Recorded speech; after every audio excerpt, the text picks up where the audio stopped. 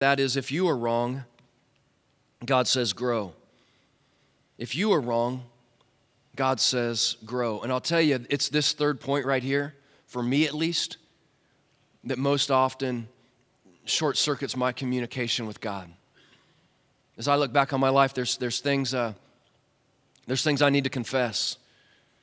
There's things that oftentimes I need to admit to God.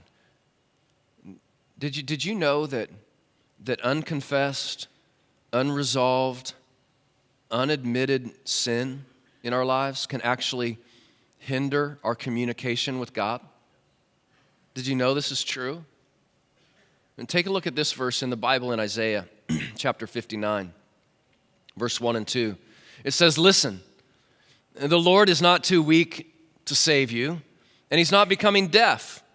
He can hear you when you call. But there's a problem. Your sins have cut you off from God. And because of your sin, he has turned away and will not listen anymore." Sometimes we just need to grow.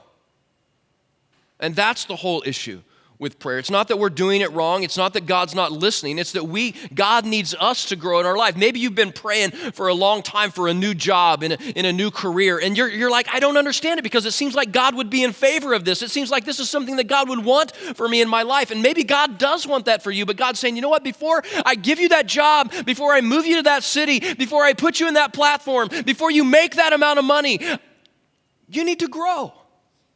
I need you to grow through some things before I can do that in your life. Or maybe you're here this weekend and you want to be married so bad. You want to be engaged so bad. I mean, it's just like you just want to be married and you believe God wants you to be married, and he does, but here's what maybe God's saying to you. Before that happens, before I introduce you, or before you guys get together, and before all this happens, I need you to grow through some things. There's some things I'm trying to do inside of you. And oftentimes God needs us to grow. And I'll tell you this, Parkview, the easiest way and the quickest way for you and I to repair open lines of communication with God and feel him close to us and intimacy and proximity to him is just sincere, humble, heartfelt, honest confession.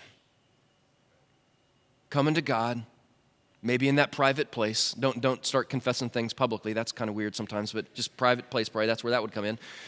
And just say, God, I just want you to know that I know that you know.